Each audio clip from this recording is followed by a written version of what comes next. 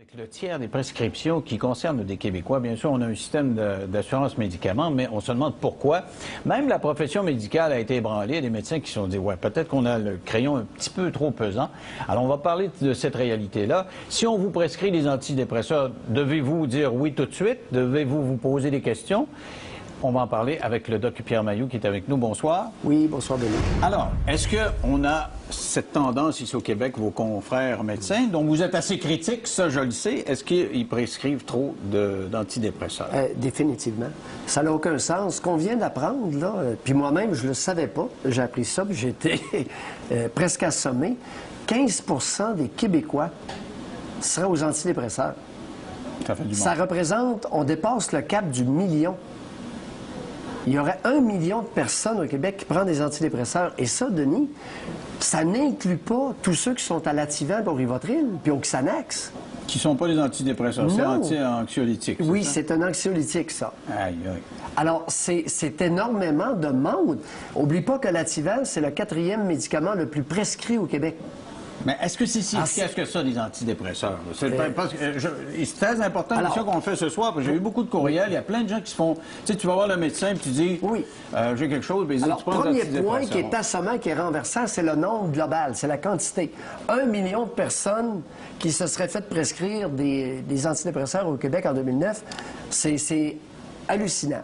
Deuxième point, c'est l'indication. Ce qui m'a frappé là-dedans, c'est que les deux diagnostics principaux, la dépression majeure et le trouble anxieux, représenteraient seulement 30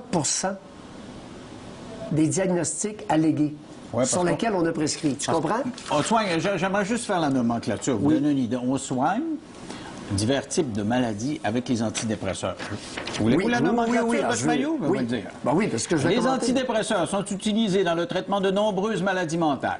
Les troubles de l'humeur, les troubles anxieux, la schizophrénie et les autres psychoses, les troubles de la personnalité, les troubles de l'adaptation, les troubles alimentaires, l'insomnie, les troubles du développement, les troubles d'abus de substances, les troubles déficitaires de l'attention avec ou sans hyperactivité, la démence, le délirium et les autres troubles cognitifs et les troubles de l'impulsivité, les maladies non psychiatriques comme la fibromyalgie, la neuropathie diabétique, les troubles génitaux féminins, l'éjaculation prématurée, l'incontinence urinaire et l'énurésie, les syndromes douloureux chroniques, les lésions de disques intervertébraux et les autres problèmes de dos, la cessation tabagique, la syncope neurocardiogénique réfractaire aux thérapies standards et d'autres maladies du système nerveux.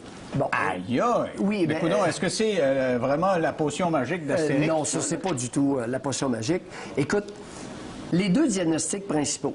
Le premier, antidépresseur, c'est contre la dépression. Alors, ton premier que tu as mentionné, la dépression majeure, oui, lorsqu'elle est sévère, ça fonctionne, c'est un bon traitement. Les troubles anxieux, certaines personnes, ça va les aider. Au lieu de donner de l'Ativan et du Rivotril, on peut donner un antidépresseur, il n'y a pas d'accoutumance, on ne se drogue pas avec ça. Alors, c'est déjà pas si pire. Les autres, la schizophrénie, écoute, c'est marqué dans le CPS, si tu donnes un antidépresseur à quelqu'un qui est en train de faire une schizophrénie, tu vas empirer sa schizophrénie. Tu ne l'amélioreras pas s'il ne prend pas déjà un antipsychotique. Alors là, c'était... Oh, allons-y, mollo. Les troubles alimentaires, les troubles de substance, vont être depuis quand? L'anorexie, l'alcoolisme, la drogue... Écoute, zéro. Qu'est-ce que c'est ça, cette histoire-là? L'énurésie, oui, le vieux tofranil. Ceux qui urinent au lit, les enfants, on donnait une très petite dose de tofranil, qui était le premier antidépresseur avec les Lavil. Et oui, ça aidait à avoir des nuits sans perdre son urine pour les enfants de 10-11 ans. Tu comprends? Alors, 7, 8, 9, 10 ans. Ah, ça, c'était correct. C'est sûr que dans le TDA, dans le trouble déficitaire de l'attention, les enfants hyperkinétiques, on a le Ritalin, puis il y a eu aussi le Stratérum. Est-ce que c'est un antidépresseur, ça, le Ritalin? Non, ben c'est du speed. OK. C'est une amphétamine. C'est une amphet. Écoute, mais elle a l'effet paradoxal chez l'enfant qui a un trouble déficitaire de l'attention. Ça, c'est correct. Mais c'est pas des millions de personnes, c'est pas des centaines de milliers de personnes. Mais tout ça, on est loin du compte. avec des Ça a pas de bon sens. antidépresseurs, là, Oui. parce que ça, c'est accepté. C'est des médecins qui font ça, là. C'est le tabagisme, arrêter, prendre des antidépresseurs pour arrêter de fumer. Le Ziban, ben oui. C'est bon? C'est le Wellbutrin. Écoute, c'est bon. Je l'utilise pas, moi. Je ne donne pas les patchs et puis oui, ce qu'on appelle les patchs, là, les patchs de nicotine, la gomme et les pastilles, c'est nettement mieux que le Ziban, à mon humble avis. Maintenant, ça, c'est l'avis de Maillot. L'éjaculation précoce, vous connaissez ça? Je suis accusé. Non, mais écoute, vous me dites que c'est vous, personnellement.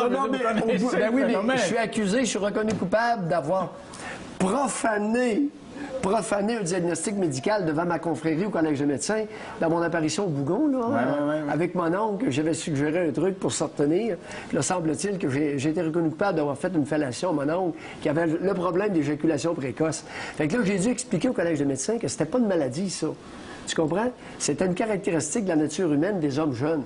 85 des hommes jeunes n'ont aucun contrôle sur leur éjaculation. Donc ça se guérit en vieillissant? Ben oui, ça peut s'améliorer en faisant quelques petits exercices. Mais si je m'en vais là, chez le médecin, puis je fais l'éjaculation précoce, un jeune homme de 23 ans, puis je dis, tiens, as-tu dépresseur, mon gars? On les prend ou les prend? Non, j'ai jamais fait ça. Denis, je suis gêné. Est-ce que c'est efficace? Parce que j'ai lu dans un livre, ça pouvait peut-être augmenter d'une minute. Parce que j'ai vu ça hier, parce que quand j'ai vu ces nouvelles-là, je suis tombé sur le derrière, moi aussi. Puis il paraît que ça n'a pas augmenté une minute. Tu sais, le gars, ça y prend 2 minutes. Et j'ai augmenté de 33 mes performances. Ça m'en prend 3 maintenant. Non, ça n'a pas de... C'est ridicule. Vous savez, on rit, là, mais c'est ridicule. J'ai amené un article qui a été publié au Québec dans tous les grands quotidiens, le 8 janvier 2010, OK? Au début de l'année, il y a un an. Alors, il y a un an et un mois, il y a eu un article qui disait clairement, suite à une étude qui était faite aux États-Unis et publiée dans le journal de l'Association médicale américaine, que dans les 2 tiers, uniquement pour le diagnostic de dépression, dans les 2 tiers des cas de dépression, l'antidépresseur était inefficace. Tout ce qui marchait, c'était l'effet placebo. Ça veut dire que la personne est tellement persuadée que ça peut lui faire du bien que ça lui fait du bien parce qu'il est persuadé que ça va lui faire du bien. La foi. Mais ça, c'est la dépression, là. Oui, uniquement pour la dépression. Pas pour le syndrome prémenstruel puis tout ce qu'on a nommé tantôt. Non, uniquement pour les cas de dépression. Uniquement pour les cas de dépression, 30 de ceux qui vont se faire donner un antidépresseur, ça va être l'effet placebo qui va fonctionner. Mais c'est quand même bon pour la dépression, Dr. Maillot, parce que j'ai reçu, entre autres, je me souviens de Roch Denis, Dominique Bertrand, qui ont admis avoir pris des antidépresseurs après avoir fait des dépressions, puis ils nous ont dit c'est vraiment la bouée qui m'a sauvé la vie. Ça pue. Oui, dans les cas de dépression sévère, d'origine biologique, débalancement au niveau de la neurochimie du cerveau, ça peut être extraordinaire. Maintenant, ce que je déplore, là, c'est rendu une panacée. C'est le free-for-all, c'est n'importe quoi, à n'importe qui, pour n'importe quoi. Hey, allô? Ça coûte un bras, et d'un. Deuxièmement, ça nous dit quoi du Québécois? Et de la Québécoise, soit dit en passant, parce que l'étude nous apprend qu'entre 2004 et 2005, 2 tiers des nouveaux cas auxquels on avait donné des antidépresseurs, c'était des femmes. Ben oui, c'est une tendance quand même assez lourde, ça. Comment c'est gênant, là? Mais ça, est-ce que ça veut pas dire que les superwomen qui s'en mettent beaucoup sur les épaules vont voir le médecin et dire, écoute, là, je fais de l'anxiété, donne-moi... Non. Hey, écoute, c'est 1 million. Mais ça s'explique comment, ça? C'est énorme, là. C'est beaucoup de monde. Je ne sais pas. Il y a quelque chose qui ne marche pas. Ça s'explique comment? C'est que... Je suis surpris que tu n'aies pas bondi là-dessus quand je t'ai dit la foi, l'effet placebo. L'effet placebo, c'est croire.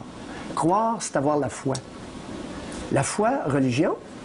On enlève la religion, les pilules. Sainte pilule, priez pour nous. Oui, sainte pilule. Et est-ce que c'est devenu sainte pilule, guérissez-moi. Est-ce que c'est devenu une religion pour vous autres, les médecins aussi? Ben oui, c'est ça que j'ai envie de dire. OK, peut-être que toi, comme patient, tu sors, tu es content d'avoir ta prescription, tu dis je vais être guéri, mais dans le fond, vous autres, mais c'est rendu. Il y a un paquet de médecins qui sont des curés. Mais là, le curé, lui, au moins, disait croire, ça coûtait pas cher, croire en Dieu. Mais là, ça coûte un bras, mon homme. Mais moi, c'est pas juste les coûts, c'est que... Il y a des effets secondaires. C'est ce que j'allais vous poser comme question. Il y a des effets secondaires. Il y a des effets secondaires à tel point. C'est pas Maillot qui le dit. Regardez bien. Après 2 semaines, ceux auxquels on a donné des antidépresseurs, 93,8 94 le prennent encore. Après 2 semaines. Après 4 semaines, sais-tu combien qu'ils le prennent encore? Non. 63. il y en a un maudit paquet qui ont pitché les pelules dans la poubelle ou dans la pharmacie, puis, hey, on passe de 94 après 2 semaines à 63 Et là, ça décline à chaque 2 mois, là, on perd des joueurs. Mais on dit qu'avec Mais ils ont payé ces pelules-là. Est-ce que c'est vrai que si on arrête tout seul ces antidépresseurs, c'est dangereux? Non? Non. Écoute, contrairement à l'Ativan et au Rivotril, qui est une autre famille de médicaments, c'est un péché véniel par rapport à souvent ce que j'appelle, moi, ces cochonneries-là. Parce que l'Ativan et le Rivotril, c'est de l'alcool en comprimé. Bon, là, au moins, on est dans une pelule qui n'est pas tout à fait du même registre et certaines personnes, Denis, prétendent qu'elles ont senti un sevrage à l'antidépresseur. À mon humble avis, c'est simplement l'état anxieux qui prévalait avant qui revient. Ouais, okay. Parce que, oui, l'antidépresseur, chez certains, a un petit effet anxiolytique. Va enlever un peu d'anxiété et d'angoisse. Mais, écoute, ce qui est important de comprendre avec l'antidépresseur, c'est le titre de cet article-là, et ça ne vient pas de Mayou, ça vient des États. 2 tiers des cas de dépression auxquels on donne ça, c'est l'effet placebo. Ils n'ont aucun effet de leur produit, du produit médicament. C'est gros, ça. Et on va se demander, qu'est-ce qu'on fait avec ça dans 3 minutes? Avec moi, le Dr Mayou, on parle de cette nouvelle qui a interpellé le monde médical. Puis nous, les patients éventuels ou ceux qui sont effectivement patients, on donne 13 millions d'ordonnances d'antidépresseurs par année au Québec. C'est énorme. On est les champions canadiens. Alors, qu'est-ce qu'on fait avec ça? Ce serait dû à quoi? J'ai entendu un médecin dire, je pense que c'est la Doc Laberge qui disait hier, écoutez, on n'a pas le choix dans certains cas, il faut prescrire des antidépresseurs parce que les compagnies d'assurance, supposons qu'il y a un deuil, il y a quelque part quelqu'un a perdu un enfant, puis il n'est pas capable de recommencer à travailler, tu sais, où il est secoué comme ça, si tu lui signes un billet de médecin pour le retirer, les compagnies ne le prennent pas. Si tu prescris l'antidépresseur qui va avec, là, ils vont lui donner son congé. Nous, d'accord. Prétexte. Ouais. On t'a servi une petite rationalisation. Écoute, les médecins, comme les politiciens, reflètent la population québécoise. On est d'accord jusque-là? Mm-hmm. Et la majorité des médecins fonctionnent au niveau de la majorité des Québécois. Et malheureusement, dans notre province, je dis bien dans notre province, la pensée magique est encore très omniprésente. La pensée magique, ça t'amène dans la religion. Et la pensée magique, ça t'amène dans les pilules vers l'effet placebo. Mais qu'est-ce qu'on fait? Et les médecins le savent, le sentent. Parce que ce qu'ils ne réalisent pas, ils ne veulent pas réaliser, et ça, les études sont claires, c'est que 30 de l'effet thérapeutique de l'antidépresseur, c'est l'effet placebo. Autrement dit, si tu prends 2 groupes, des personnes déprimées, tu les divises en 2 groupes, une pilule de farine puis un antidépresseur. Avec la pilule de farine, dans toutes les études, le tiers, 30 vont s'améliorer. Uniquement avec la pilule de farine. Parce qu'ils pensent qu'ils sont en train de s'améliorer. Parce qu'ils pensent que c'est un antidépresseur. La croyance, la foi transporte les montagnes. Ça veut dire qu'on a un potentiel d'auto-guérison quand même assez important. Mais quand le fait de croire en soi. Mais le problème au Québec, c'est que le monde, il croit dans les autres, mais il croit pas dans eux. Mais quand c'est des grosses maladies... les docteurs exploitent ça. Quand c'est des grosses maladies, la schizophrénie, par exemple, c'est votre spécialité. Oui. On vous reproche au Collège des médecins d'en donner trop des médicaments. On dit que vous surmédicamentez les gros cas de schizophrénie. Bon, donc ça veut dire qu'il y a des cas où les médicaments, même d'après vous, ça peut fonctionner? Définitivement. Mais là, il y a un abus de prescription. C'est que les indications, puis j'aime ton expression tout à l'heure à la pause, pour les maladies molles, il y a des indications qui non seulement sont molles, ils n'en sont pas. On ne donne pas d'antidépresseurs. Écoute, ça fait 31 ans. Par exemple, la fibromyalgie, dans la liste de ce que j'ai dit tantôt. La fibromyalgie, c'est que dans le fond, tu as mal partout, puis tu as de la difficulté à fonctionner parce que tu as mal partout. Un antidépresseur aussi. Une personne qui va être améliorée dans sa fibromyalgie par un antidépresseur, c'est l'effet placebo. C'est pas vrai que ça améliore ça. Les troubles dans l'anorexie. Dans l'anorexie, mon ami, j'espère que...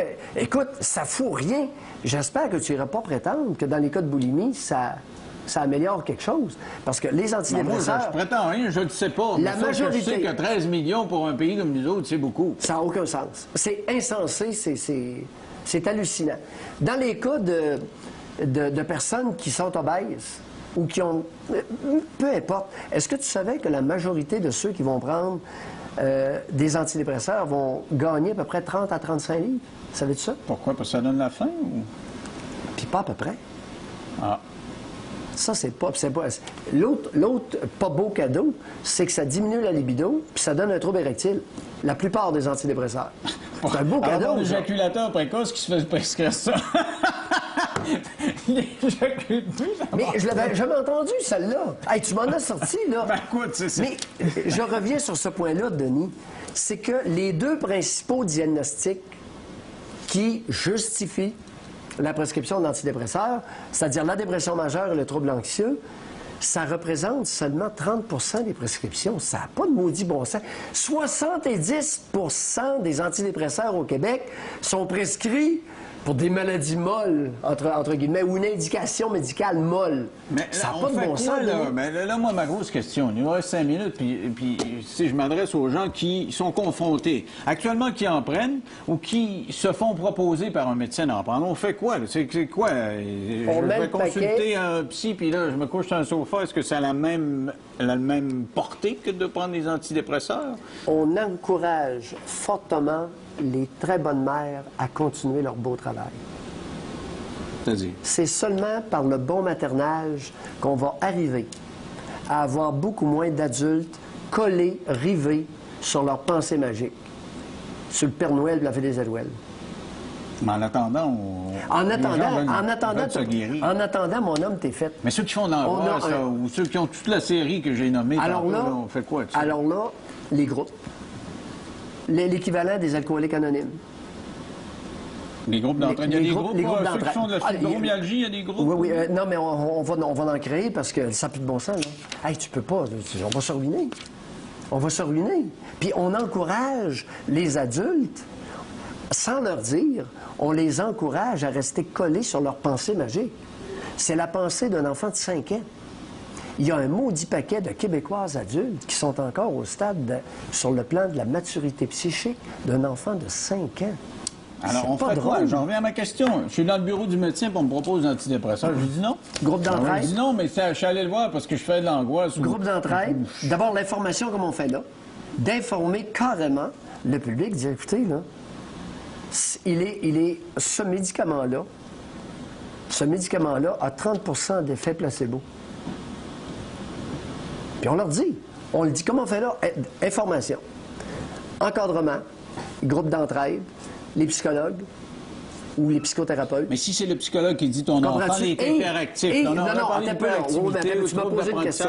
S'il me dit ça, on donne du Ritalin aux gens? Ben oui, on donne du Ritalin, mais là, on n'est pas dans le Ritalin, puis c'est pas 1 million de personnes, 2 tiers étant des femmes, là. Non, mais c'est important de préciser ça. Il ne faut pas dire non à tout, là. Il ne faut pas dire aux gens, prenez tous vos pilules, ça casse la poubelle. Non. Et, à moyen terme, le paquet sur le bon maternage. Valoriser les mères qui ont le goût de prendre soin de leur bébé. OK? Condamner ouvertement les garderies d'État pour bébés. C'est un crime, ça. Pauline Marois, elle a commis un crime contre l'humanité en incitant les femmes à domper les bébés dans les garderies d'État, à multiples gardiennes. C'est une histoire d'horreur. Ça va tout être au pilules, ce monde-là. Mais ça, je te le dis. Un autre débat à un moment donné. Mais oui, mais tu cherches des solutions vraies. Je t'en donne.